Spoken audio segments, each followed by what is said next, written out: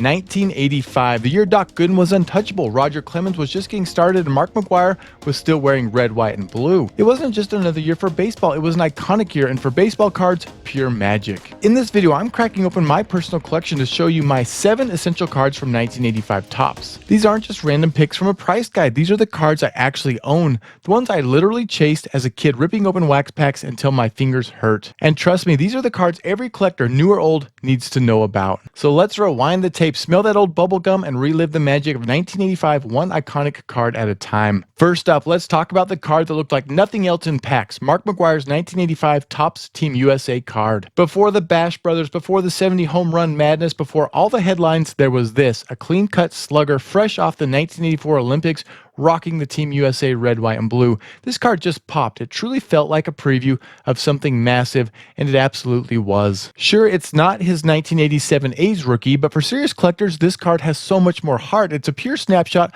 of raw potential before the fame, before the fallout. It's truly a time capsule. Next, we honor a true legend, the late, great Kirby Puckett. His rookie card is hands down one of the most joyful pieces of cardboard you'll ever lay eyes on. That unforgettable smile, iconic. That powerful swing, absolutely explosive. In his first full season, Kirby lit up Minnesota, hitting .288 and scoring 74 runs, laying the groundwork for a Hall of Fame career. As a kid, this was the card I dreamed of pulling. I remember sitting on the floor, ripping open pack after pack, literally praying I'd see that Twins cap. Even now, holding this card brings all those memories rushing back. You simply cannot talk about 1985 without mentioning the Rocket. Roger Clemens' rookie card captures the very beginning of one of the most dominant and yes, controversial pitching careers in baseball history. That 1985 season, he went 7-5 with a 3.29 ERA. Nothing mind-blowing yet, but it was the very first glimpse of a pitcher who would go on to win 7 Cy Young Awards, strike out over 4,600 batters, and etch his name all over the record books.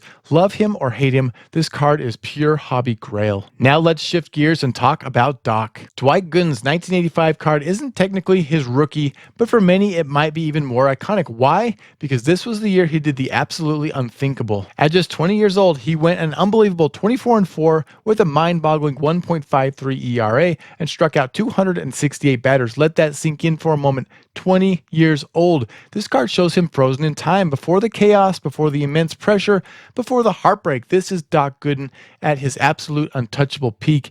If you couldn't snag the 84 rookie, this was the card everyone wanted, and honestly, it still gives me chills just looking at it. Now let's head to the Bronx for a card that truly defined the mid-80s, Donnie Baseball. Don Mattingly was absolutely everywhere in 1985, and for incredibly good reason. That year, he hit a phenomenal .324 with 35 homers and led the entire league with 145 RBIs, earning him the coveted AL MVP honors. This card captures everything about him, the iconic swing. This was before the legendary mustache, that pure swagger. For Yankees fans, this was the card. For collectors, it was a staple in every binder. And for me, it was easily one of the coolest cards to pull as a kid. Mattingly was the guy we all tried to be when playing baseball in the backyard. Here's one for collectors who remember the pure hype, the raw athleticism, Eric Davis. In just 56 games during his 85 debut, he swiped 20 bases and flashed signs of the incredible greatness to come.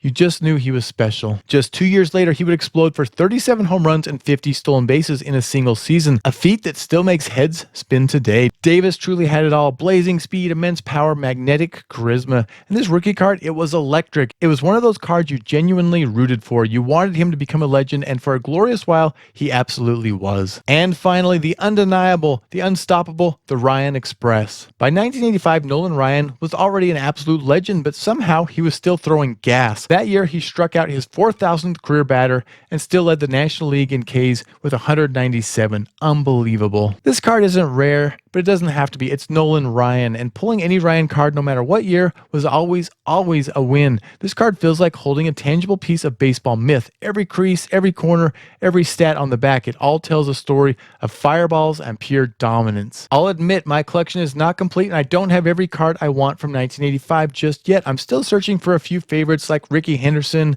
Brett Saberhagen, Vince Coleman, Ryan Sandberg, Oral Hershiser, and a couple others. So if you've got any of those for sale or trade, or just want to talk cards, hit me up in the comments or shoot me an email. I'd love to hear from you. So there you have it, my 7 essential baseball cards from 1985 Topps, every single one from my personal collection, and honestly, every one of them brings me right back to childhood, stacking cards, making trades with friends, and dreaming of the big leagues. And hey, if you love baseball collecting or just a good dose of pure 80s nostalgia, please hit that thumbs up button and subscribe to the channel. We've got more classic card content, pack openings, and hobby insights coming your way soon. And if you're not sure what to watch next, check out the must-have cards from 1986 Topps in this video right here. Thank you so much for watching, and I will see you in the next video.